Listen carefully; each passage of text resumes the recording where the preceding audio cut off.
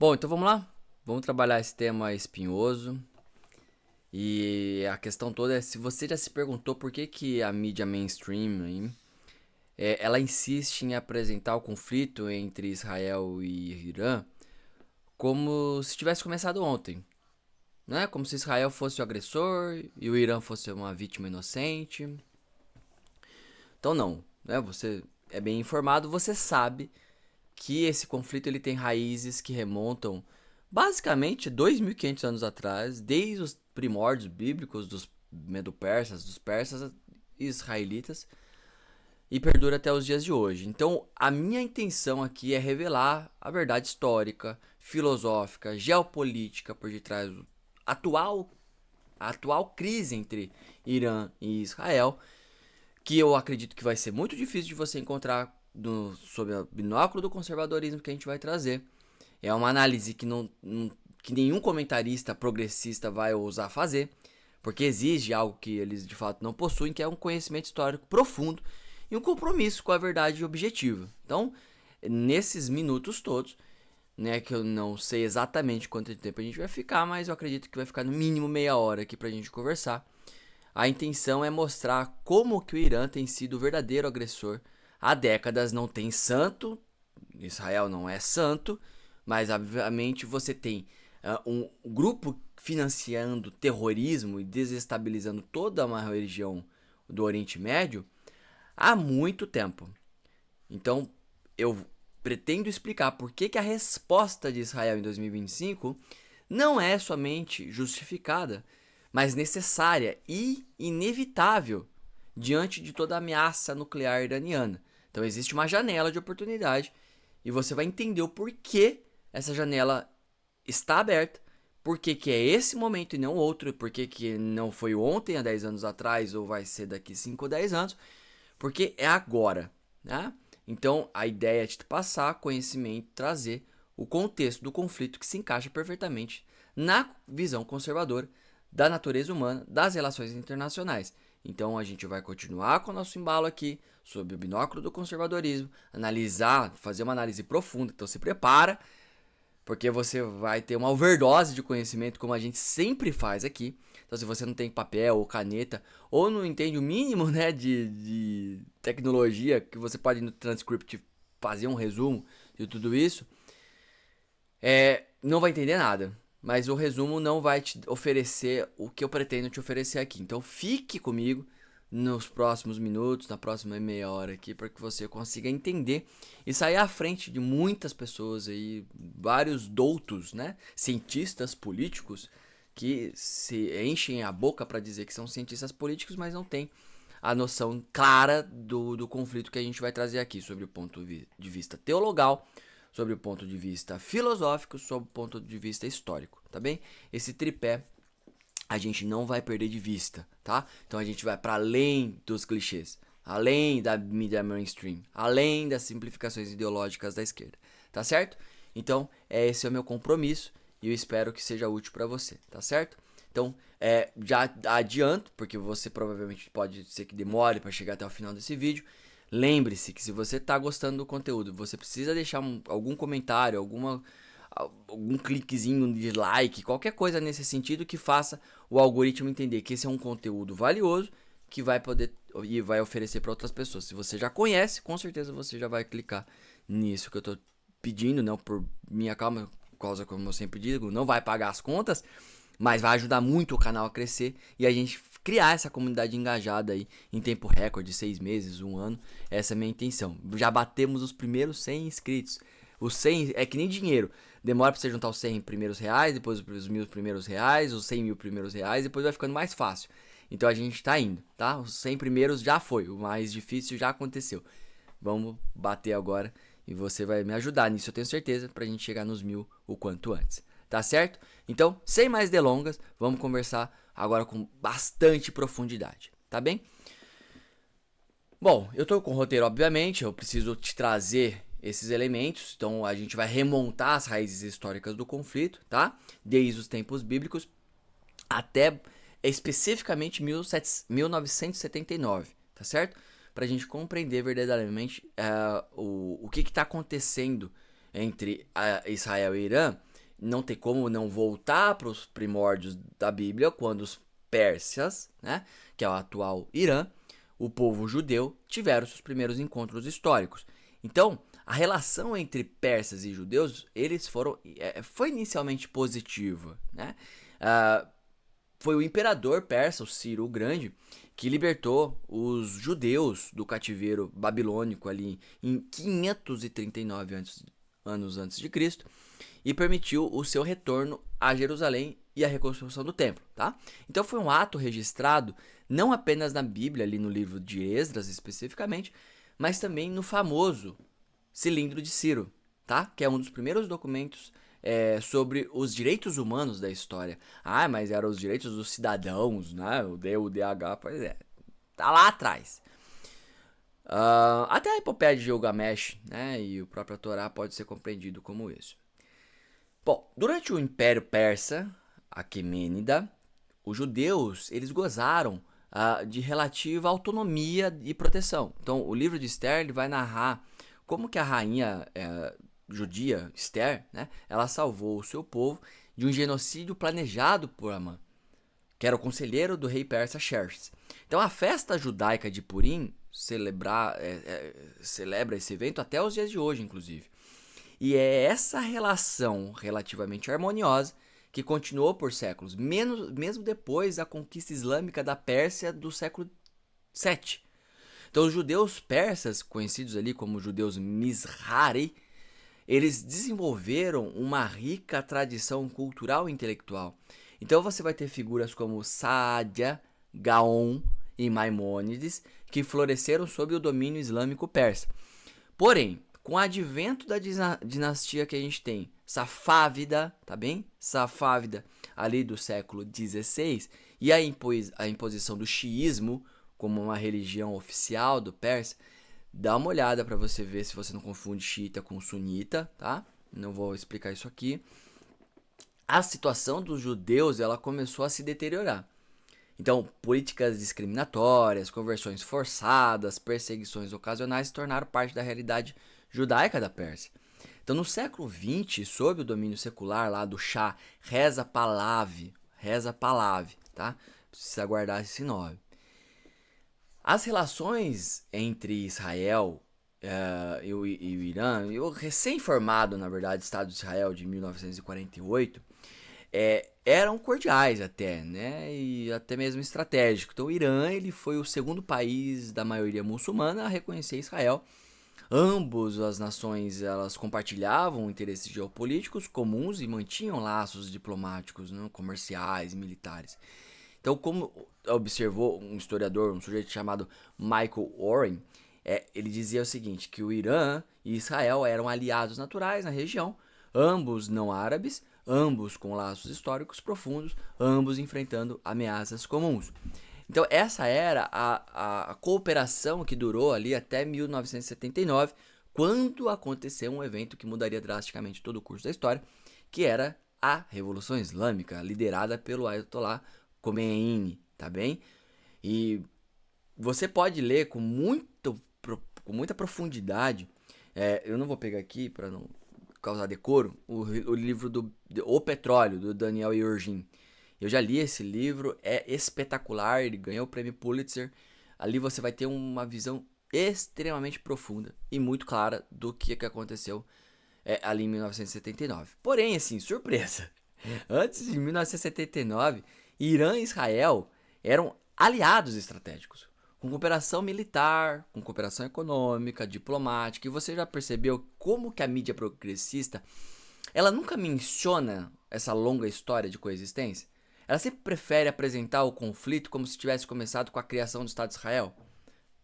Então, vamos dar um saltinho no tempo. Então, a partir ali da Revolução Islâmica de 1979, que representa um ponto de inflexão fundamental das relações entre Irã e Israel, o que era antes uma aliança estratégica se transformou da noite para o dia numa hostilidade aberta e declarada, né? O Ayatollah Khomeini, o líder supremo da revolução, ele estabeleceu a República Islâmica do Irã como uma ideologia que combinava o quê? Xiismo radical com um forte componente anti-ocidental que perdura fortemente até os dias de hoje.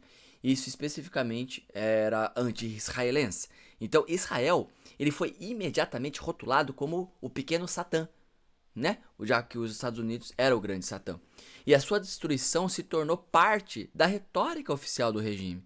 Então, como observou bem Bernard Lewis, que é um renomado historiador do Oriente Médio, ele disse assim, ó, para o Khomeini, a hostilidade a Israel não era apenas uma questão política, mas um imperativo religioso. Então, essa hostilidade ela não ficou somente no campo da retórica. Então, o novo regime iraniano rapidamente começou ali a traduzir a sua ideologia em ações concretas. Então, você vai ter em 1982 o Irã foi instrumental na criação do Hezbollah, tá bem? No Líbano. Então, é um grupo terrorista que você já deve ter ouvido falar bastante, xiita, que se tornaria a principal proxy iraniana ali contra Israel. Em 1983, o Hezbollah, com apoio direto iraniano, ele realizou vários ataques suicidas contra as instalações americanas, francesas em Beirute. Tá? Você tem vários seriados tratando disso. Ali matou centenas de pessoas. Em 1992 e 1994, vários agentes iranianos e do Hezbollah eles realizaram ataques terroristas, né, contra alvos judaicos e israelenses na Argentina. Matou mais de 100 pessoas ali. E durante a década de 90, o Irã ele intensificou seu apoio a grupos terroristas palestinos como Hamas, como o Jihad Islâmico, forneceu financiamento, treinamento, armas, a coisa toda começou a pegar fogo a partir daí. Então é crucial a gente entender que essa hostilidade ela não foi provocada por nenhuma ação israelense. Israel não havia atacado o Irã, não ocupava território iraniano, não ameaçava o regime iraniano. Então a hostilidade era puramente ideológica, baseada na rejeição fundamental do direito de Israel de existir. Então, como observou o nosso queridão aqui, a gente sempre fala do Michael Oakeshott, nosso conservador, né? Ele dizia o seguinte, que ser conservador é preferir, que é o clássico do conservadorismo, né?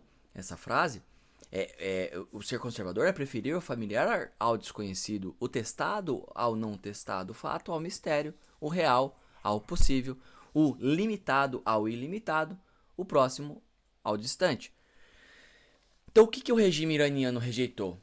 Rejeitou a ordem estabelecida do Oriente Médio em favor de uma revolução, de uma visão revolucionária e desestabilizadora. No Brasil a gente vai ter um paralelo interessante. Quando o PT ele chegou ao poder em 2003, imediatamente ele se alinhou com o quê? Com regimes anti-ocidentais como o Irã, como Venezuela, como Cuba. Rejeitou alianças tradicionais testadas em favor dos experimentos ideológicos deles. Então qual que foi o resultado? Não poderia ser outro. Extremamente desastroso para a política externa e econômica. Então, enquanto o Brasil ele ganhou bilhões em projetos fracassados, né, na Venezuela, Cuba, nossa infraestrutura interna se deteriorava. Contribuiu para a taxa de desemprego aumentou, foi lá para 6,6 que a gente enfrenta, inclusive hoje, né, 6,6 em junho de 2025, segundo dados do próprio IBGE. Então, enquanto o Irã, presta atenção, enquanto o Irã ele financiava terrorismo contra Israel, Israel continuava a tratar pacientemente os iranianos. Inclusive, literalmente nos seus hospitais, né? Oferecendo ajuda humanitária ao povo iraniano. Então você já notou como que a mídia mainstream ela sempre vai apresentar Israel como o agressor?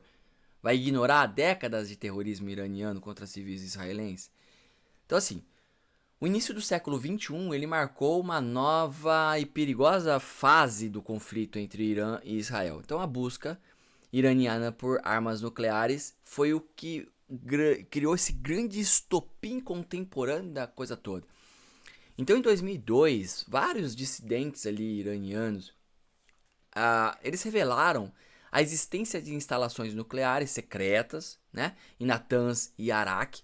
Então, a Agência Internacional de Energia Atômica, ela iniciou investigações, descobriu que o Irã havia violado as suas obrigações sobre o Tratado de Não Proliferação Nuclear, tá, que é o tal do TNP.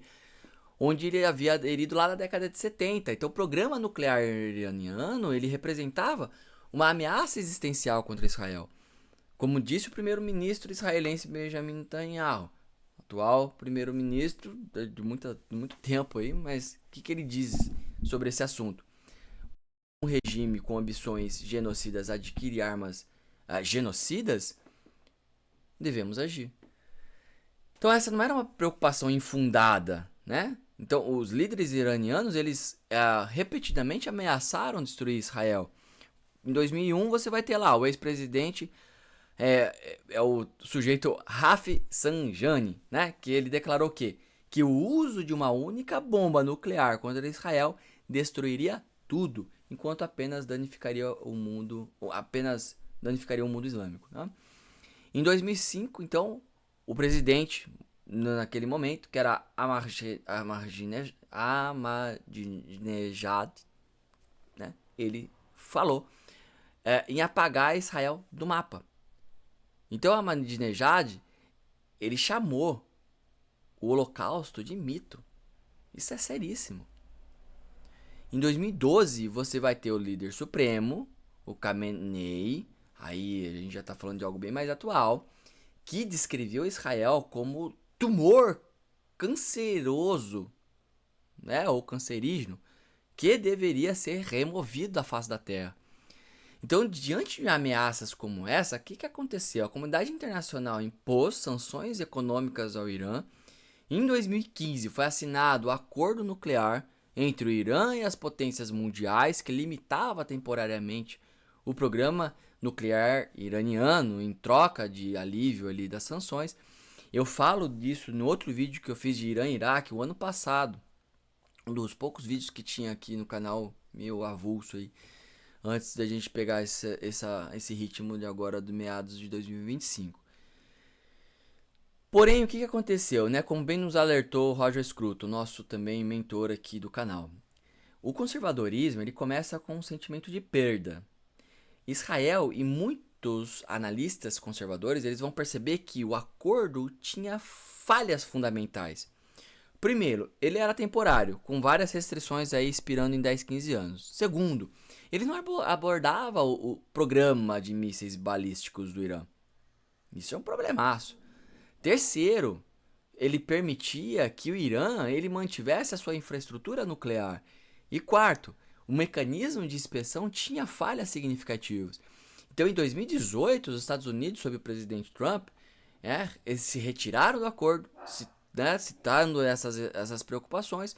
O Irã respondeu retomando e acelerando o seu enriquecimento de urânio e sempre foi pauta para diálogos geopolíticos. Né? Se você for ver, por exemplo, o professor Roque, que é o maior nome de geopolítica do Brasil, ele fala o tempo inteiro do enriquecimento de urânio do Irã. E como isso é extremamente sofisticado na análise geopolítica. E o que a gente viu no Brasil? Algo semelhante quando Lula ele foi lá, insistiu em defender o programa nuclear iraniano, e até tentou mediar um acordo alternativo em 2010, tirando foto com a galerinha toda iraniana. Ele ignorou as preocupações legítimas sobre as intenções do regime iraniano. Enquanto isso, o Brasil investia apenas 1,2% do PIB em pesquisa e desenvolvimento, muito abaixo da média dos países desenvolvidos. Isso prejudicou nossa própria capacidade de inovação tecnológica, competitividade global, como ele sempre fez. É aquela coisa patológica de você dizer que faz algo que você faz exatamente o oposto na realidade. É muito insano isso. Então, o que Burke diria, né? O nosso pai do conservadorismo, que ninguém comete erro maior do que não fazer nada porque só pode fazer um pouco. Então Israel não podia se dar ao luxo de esperar passivamente enquanto um regime que jurou a sua destruição desenvolvia a arma nuclear. Então, atenção aqui, tá? Enquanto que o Irã desenvolvia seu programa nuclear, ele também expandia a sua rede de proxies terrorista. O que ele criou? O chamado tal do eixo da resistência, do Líbano ao Iêmen. Então, você já se perguntou por que essas informações não estão aí circulando a rodo na internet, na CNN? Por que raramente se menciona essas repetidas ameaças iranianas de aniquilar Israel quando se discute o programa nuclear iraniano? Então, para a gente compreender de uma maneira mais sofisticada isso, o conflito atual, a gente precisa analisar o papel do Irã como a principal força desestabilizadora do Oriente Médio nas últimas décadas. Então, a Primavera Árabe de 2011, né? O que ela criou ali? Um vácuo de poder em vários países da região, que o Irã explorou ali habilmente para expandir a sua influência, como observou o Russell Kirk. A ordem é a primeira necessidade de todas, da ordem procede a liberdade. Então, o Irã, ele promoveu o caos como instrumento de política externa. É o oposto do que o conservadorismo apregou. Como que a gente vai ficar do lado de uma gentalha dessa? Então, não do povo, mas das ações do governo. Na Síria, o regime iraniano ele enviou milhares de soldados e milícias xiitas para apoiar o ditador Bashar al-Assad. Contribuiu para uma guerra civil que matou mais de 500 mil de pessoas, deslocou milhões. Então, qual que é o objetivo? Era garantir um corredor terrestre do Irã ao Mediterrâneo chamado Crescente Xiita. Então, no Iêmen, o Irã armou e financiou os rebeldes, os Houthis, que em 2014 eles tomaram a capital Sanaa e desde então lançaram centenas de mísseis contra a Arábia Saudita e mais recentemente contra Israel. Então os Houthis, eles adotaram o slogan iraniano, né? Morte à América, morte a Israel, maldição aos judeus. Então no Iraque, depois da retirada americana de 2011, o Irã ele expandiu a sua influência por meio de milícias xiitas como Kataib Hezbollah, o Asaib al-Ahad, que atacaram repetidamente forças americanas e interesses ocidentais. No Líbano, o Hezbollah, né, criação e proxy do Irã, se tornou Estado dentro do Estado, então com um arsenal estimado, inclusive, de 150 mil foguetes e mísseis apontados para Israel. Em 2006, o Hezbollah iniciou uma guerra contra Israel, que resultou no quê? Em várias perdas civis e materiais. Aí em Gaza, o Irã foi lá fornecer financiamento. Para quem? Para Hamas. Treinou, né? E toda a Jihad Islâmica Palestina. Grupos terroristas que eram responsáveis por inúmeros ataques contra civis israelenses. E como o que diria, né, o José Guilherme Melchior? Que um dos maiores, que uma das pontas aqui é a liberdade, que ela não floresce no caos, mas na ordem. Então, a partir desse raciocínio de um conservador, a gente pode inferir que o Irã ele promoveu sistematicamente o caos regional para avançar sua agenda revolucionária. E no Brasil, o que a gente viu? Governo de esquerda que apoiou regimes desestabilizador igual no Irã da vida, como principalmente a Venezuela, contribuiu para a crise regional, para o êxodo de milhões de refugiados. Hoje, enquanto o Irã gasta bilhões financiando terrorismo, o Brasil enfrenta aí uma taxa de pobreza de 18,7%. 18,7%. Com mais, né, agora em 2025, com mais de 40 milhões de brasileiros vivendo abaixo da linha da pobreza. Então imagina se esses recursos tivessem sido direcionados para desenvolvimento econômico, social, para efetivamente, né, não haver uma desestabilização regional. Então a estratégia iraniana de guerra por procuração permitiu atacar Israel, os interesses ocidentais, enquanto mantinha uma aparência de denegabilidade ali, plausível, né? Como bem observou o Michael Oakeshott, a política ela é ativa em entender, em atender às disposições gerais de um conjunto de pessoas que, em respeito às suas opiniões comuns, compõem uma comunidade. Então, o Irã, no entanto, ele rejeitou as normas da comunidade internacional em favor de uma agenda revolucionária. Então, presta de novo atenção. Vamos por partes. Enquanto o Irã, olha só que interessante isso. Enquanto o Irã gastava bilhões financiando terrorismo e guerras regionais, o seu próprio povo sofria com a inflação galopante, com desemprego, com repressão brutal. Parece com que isso? Então, assim, a gente vai galgando aí e avançando, chegando nos anos 2020, 2025. O que a gente viu? Uma aceleração dramática das tensões entre Irã e Israel, que culminou no conflito aberto que a gente está presenciando hoje. Então, em 2020, o assassinato do general Qassem Soleimani, que é o arquiteto da estratégia regional iraniana, por um drone americano, o que ele representou? Um golpe significativo para o regime iraniano. Então, Israel foi acusado de fornecer inteligência crucial para a operação.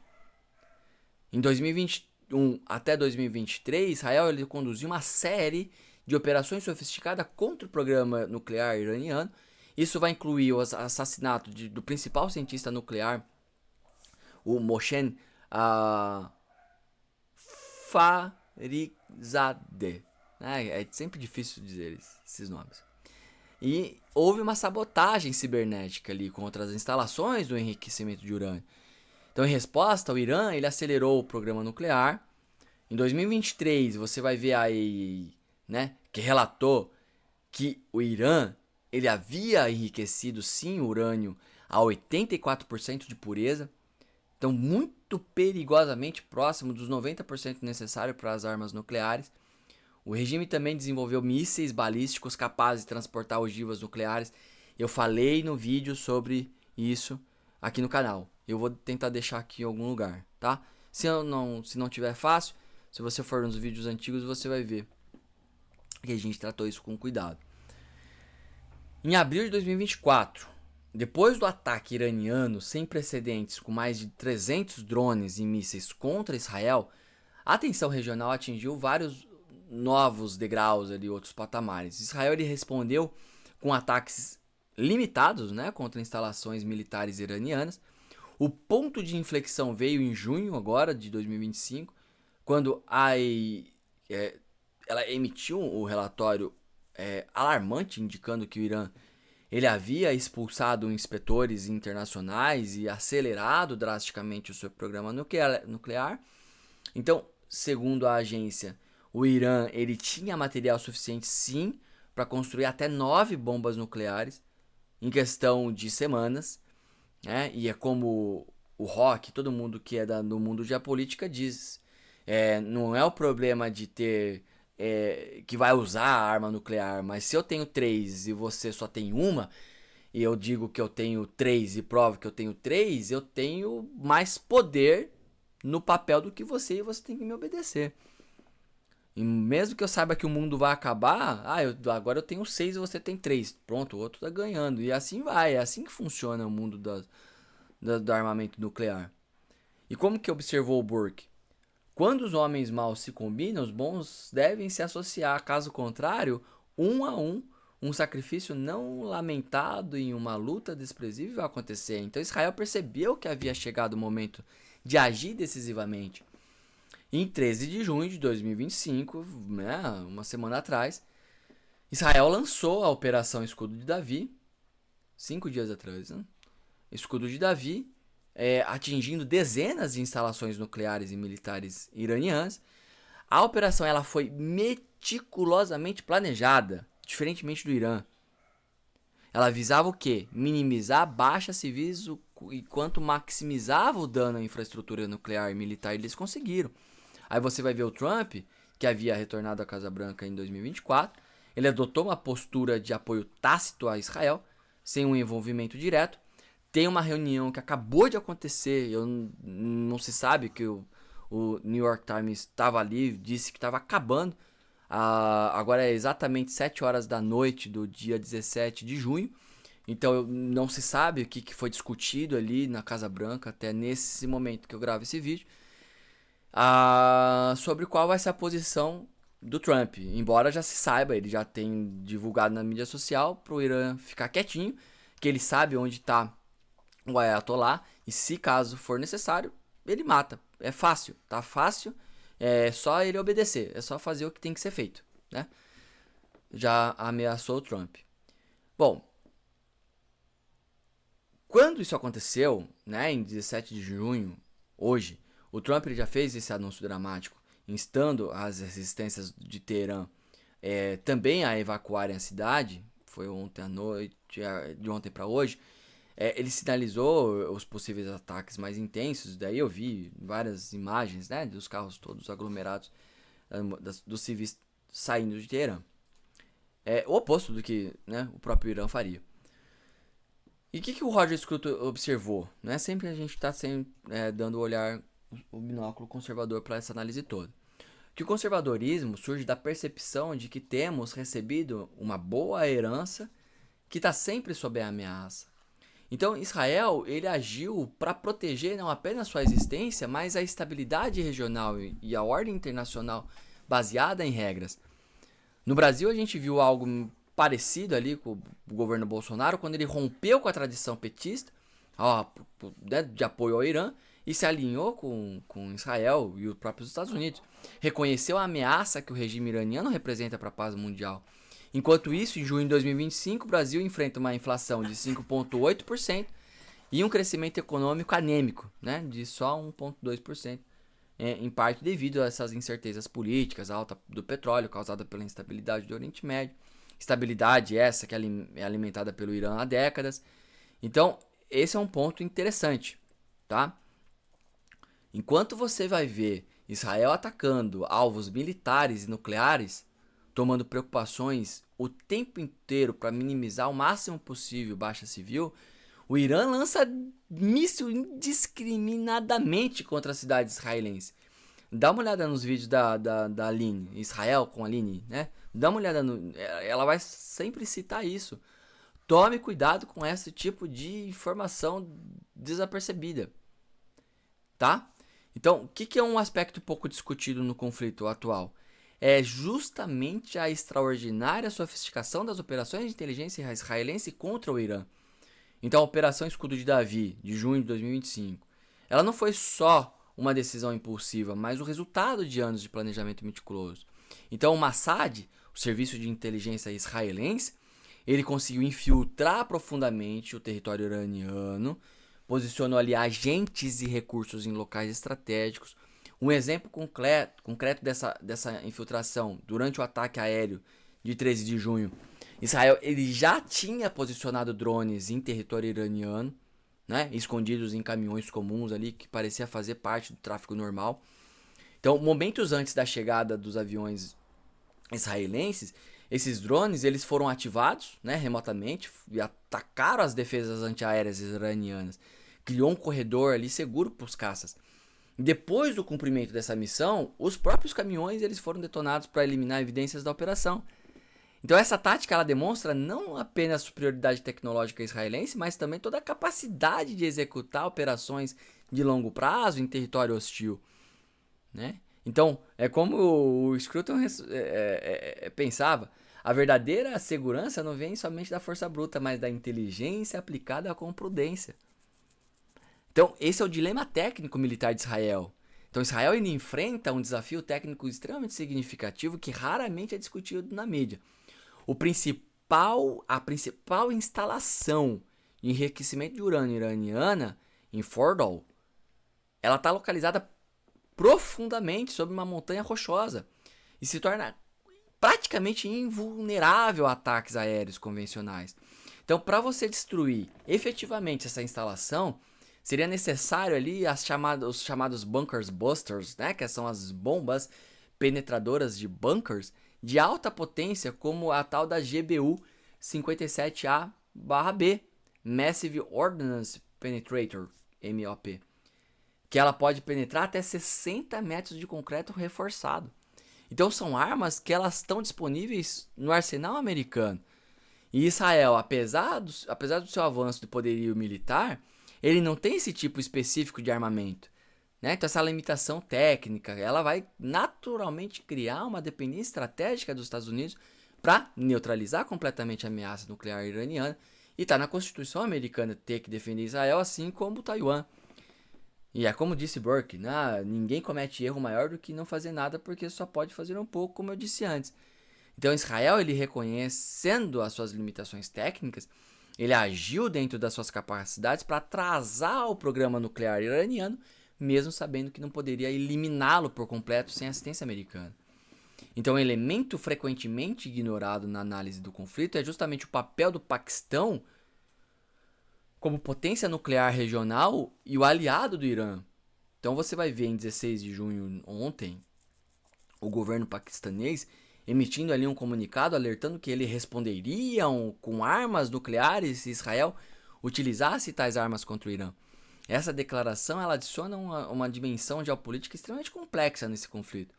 Então ela vai transformar uma crise bilateral no potencial confronto nuclear regional, e daí você pode ter escaladas para sim para uma terceira guerra mundial.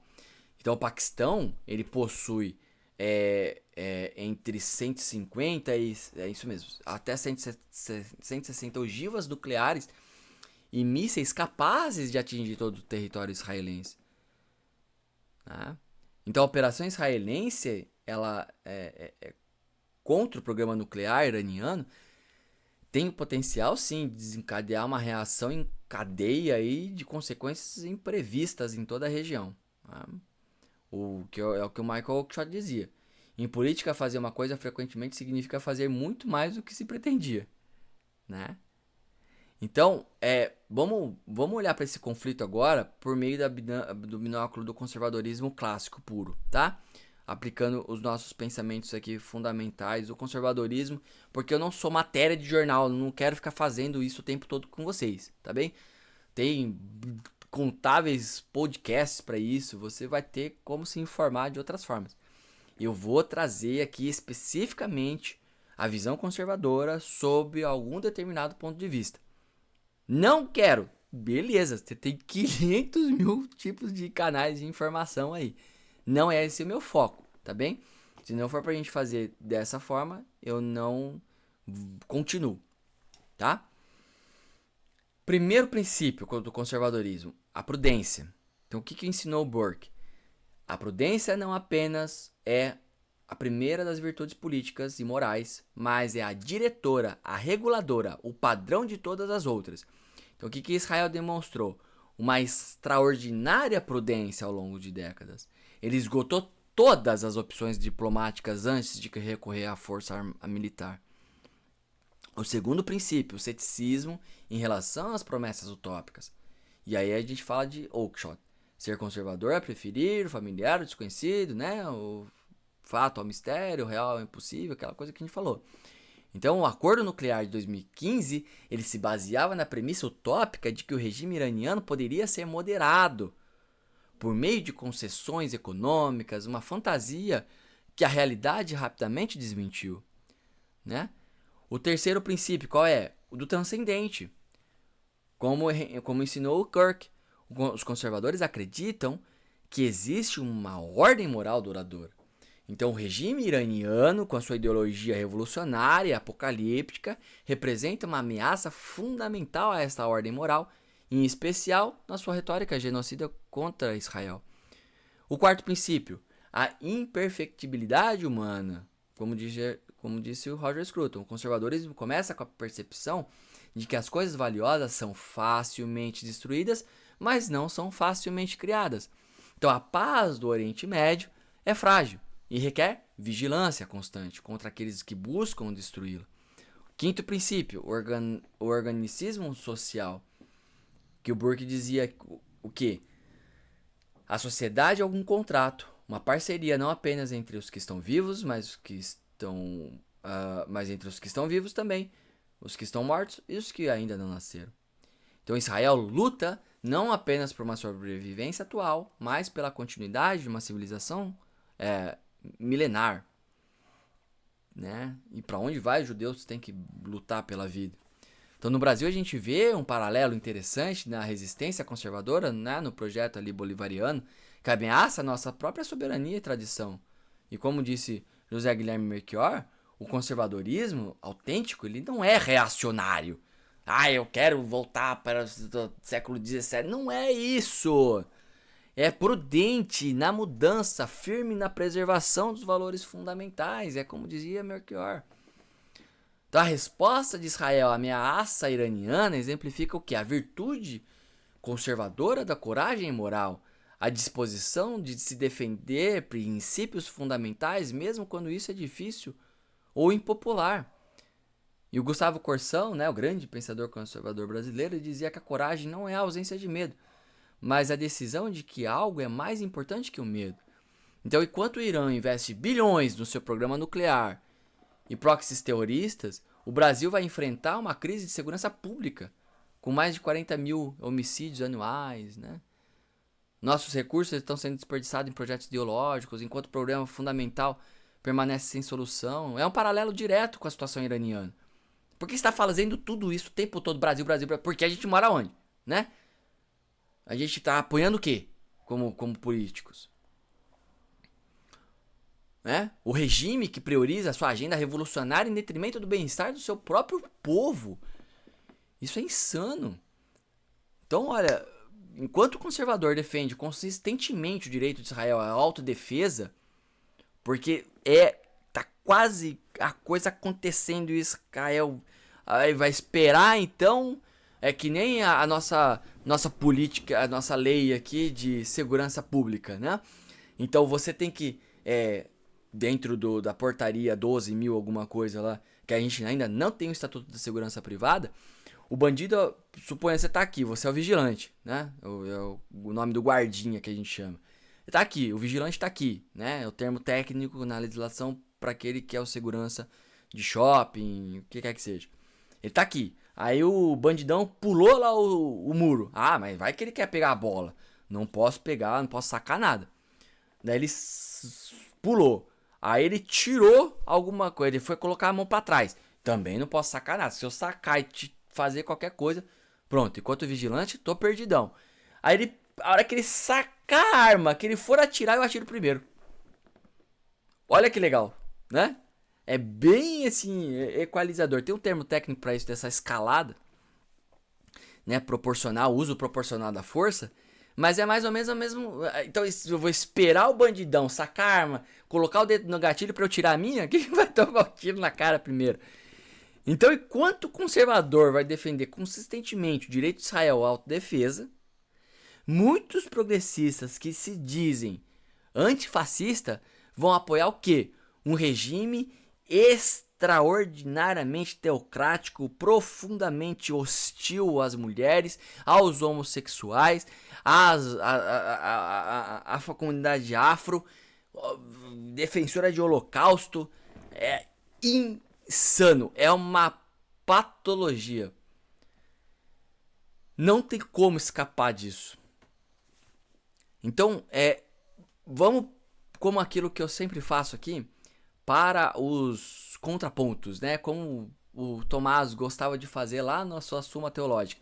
Eu apresento argumento, eu apresento questionamento contra o argumento, sofisticado, não vou trazer qualquer argumento também. Depois eu trago uma refutação sobre esse argumento, tá bem? São quase, é muito próximo das questões que ele trazia ali na Suma Teológica. A primeira objeção, né, nessa análise conservadora do conflito seria: Israel agiu de forma desproporcional e violou o direito internacional. Cara, essa objeção, conceito de proporcionalidade estratégica é difícil, hein? Acabei de falar. E como o próprio Roger Scruton dizia, a proporcionalidade não significa responder da mesma moeda, mas usar a força necessária para neutralizar a ameaça. Diante de um regime que busca arma nuclear e promete usá-la para destruir o Estado de Israel, a resposta israelense foi notavelmente contida e precisa. Ponto. O Irã tem direito a um programa nuclear pacífico sob o TNP. Essa objeção confunde direitos com responsabilidade. Como Burke dizia, os homens têm direitos iguais, mas há coisas desiguais. Então, ou seja, um regime que repetidamente ameaça destruir outro país, que financia terrorismo global, que viola sistematicamente suas obrigações internacionais, não pode reivindicar os mesmos direitos que nações políticas são pacíficas e responsáveis. Israel possui armas nucleares não declaradas, então é hipócrita criticar o Irã. Essa objeção ignora todo o contexto moral. Israel nunca ameaçou destruir outro país. Nunca negou o direito de outro país existir. Nunca financiou o terrorismo global.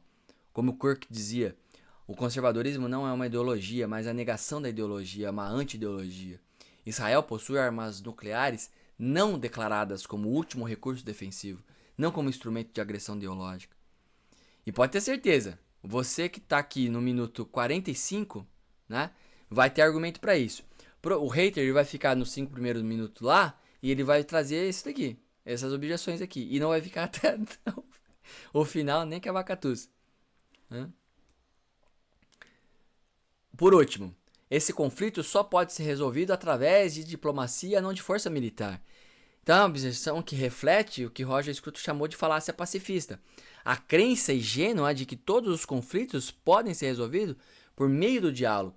Então, como observou Burke, o único meio de garantir a paz é estar preparado para a guerra. Décadas de diplomacia falharam porque o regime iraniano vê a destruição de Israel como um imperativo ideológico não negociável.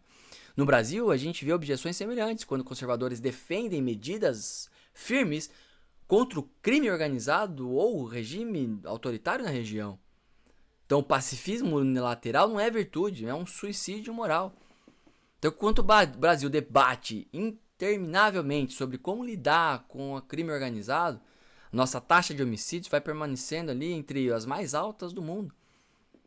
19,5 por 100 mil habitantes em 2024. Da mesma maneira, enquanto o mundo debatia sobre como lidar com o Irã, o regime avançava inexoravelmente em direção à capacidade nuclear.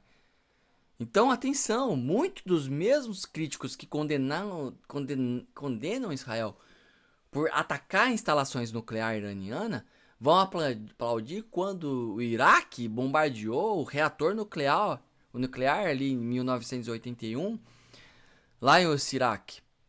Então, você já notou que muitas críticas a Israel aplicam padrões duplos, exigindo do Estado judeu uma perfeição moral que não é cobrada de nenhum outro país? Então, à medida que esse conflito continua a se desenrolar, é crucial considerar suas implicações futuras à luz dos princípios conservadores. Então, primeiro, a gente tem que reconhecer que a gente está testemunhando não somente um conflito regional, mas uma batalha civilizacional. Então, como observou um sujeito chamado Samuel Huntington, o choque de civilizações dominará a política global. O Irã ele representa uma visão revolucionária e teocrática que rejeita fundamentalmente a ordem internacional baseada em regras. Segundo ponto, esse conflito ele demonstra que é a sabedoria da máxima conservadora, né? Si vis pacem para bellum. Então, se queres a paz, prepara-te para a guerra.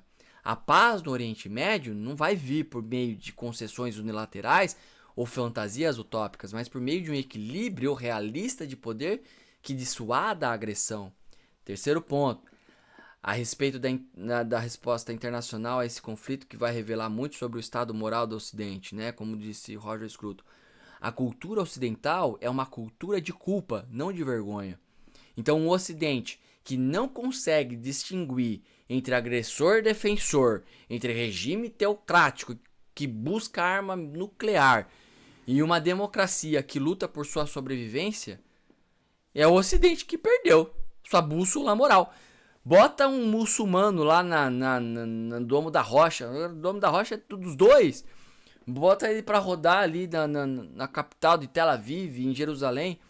Põe ali um iraniano, qualquer coisa. Você vai ver eles vivendo bem. Agora tenta colocar um judeu nesses outros países. Então no Brasil a gente tem uma escolha semelhante a fazer. Apoiar Israel, uma democracia que compartilha nossos valores fundamentais, né? Se não é isso, é o Irã, um regime teocrático que vai oprimir seu próprio povo e desestabiliza a região. O que o Melchior dizia? Né? Que a liberdade ela não é apenas um direito, é uma conquista civilizacional que deve ser defendida. Então, enquanto o Brasil enfrenta os seus próprios desafios econômicos, né, com uma dívida pública de 78,9% do PIB e um crescimento anêmico, como eu comentei, de 1,2%, a gente não pode ignorar como que a instabilidade global afeta diretamente a nossa economia. O preço do petróleo, que subiu 35% desde o início do conflito, impacta diretamente a inflação brasileira, que atingiu 5,8% em maio, como eu disse. agora de 2025. Então a instabilidade do Oriente Médio não é uma questão distante, é algo que afeta o bolso do dia a dia, do que você vai abastecer ali no posto, vai comprar mais barato ou mais caro. Então o desfecho desse conflito vai ter profundas implicações para a ordem mundial. Então se Israel conseguir neutralizar a ameaça nuclear iraniana sem desencadear uma guerra regional mais ampla, né, vai ter prestado um serviço não apenas à sua própria segurança, mas à estabilidade global. Então, como conservador, a gente tem que lembrar das palavras do Burke. A única coisa necessária para o triunfo do mal é que os homens bons não façam nada. Ah, tem vários outros que são atribuídos a essa frase também, né? O próprio Voltaire. Bom, Israel, ele escolheu agir diante de uma ameaça existencial. Ele demonstrou a coragem moral que está no cerne da tradição conservadora. Então, enquanto muitos progressistas vão condenar Israel por militarismo, vão ignorar que Israel já ofereceu paz aos palestinos múltiplas vezes, enquanto o Irã ele continua a financiar grupos que rejeitam qualquer solução pacífica. Então é isso. Você está preparado para defender essa verdade histórica e moral sobre esse conflito? Mesmo quando isso significa nadar contra a corrente na narrativa progressista dominante? Então o que você acha? Israel está justificado na sua resposta à ameaça nuclear iraniana? Ou ele deveria ter continuado confiando em soluções diplomáticas? Deixe um comentário, de novo. Se você chegou até aqui, rapaz, você é um herói. Então você realmente gosta do conteúdo. Você realmente está entendendo que a gente está tentando fazer uma diferença aqui que você não encontra fácil na internet. Se encontra. Eu não conheço nenhum canal assim, do jeito que a gente está trazendo. Eu gosto muito do Ben Shapiro. Eu gosto muito das coisas que o Jordan Peterson traz. Eu não tô me comparando a essas pessoas não, pelo amor de Deus. Eles são baluartes, tá bem? São aí proponentes do conservadorismo e no âmbito político em escala global e fazem muito melhor esse trabalho do que eu. Conseguem passar de uma maneira muito mais didática, né? Até. Mas a gente está fazendo algo diferente aqui. Então, se você realmente gostou, se você tá entendendo o que a gente está tentando fazer, eu não digo para compartilhar, porque muitos não gostam, né? Mas se você quiser compartilhar, fique à vontade. É bom, né? É bem legal isso pro algoritmo do YouTube entender que você tá gostando do conteúdo. Mas além disso, like e comentário. Like e comentário. Isso vai fazer a gente ir crescendo. Se você conseguir trazer, né? Levar a palavra de Allah, não as questões conservadoras, para outros conhecerem, também vai ser uma alegria contar com você, com seu apoio, para a gente crescer cada vez mais longe nesse sentido, tá certo? Então é isso, espero que tenha feito sentido para você, espero que esses vídeos todos tenham agregado de alguma maneira no seu dia a dia, e vamos lá, seguir a novidade sem desprezar a tradição e a antiguidade. Esse é o nosso lema. Um grande abraço e até a próxima. E não se esqueça, o curso de conservadorismo está sendo preparado, está saindo do forno. E quando a gente chegar talvez uns 1000 inscritos, eu faço a real, né, inauguração desse curso com um preço bem especial. Vai ser extremamente sofisticado e profundo, como você já tem acostumado a ver por aqui. E algo que você não vai encontrar na internet. Então, prepare-se, tá certo? Um grande abraço e até a próxima oportunidade.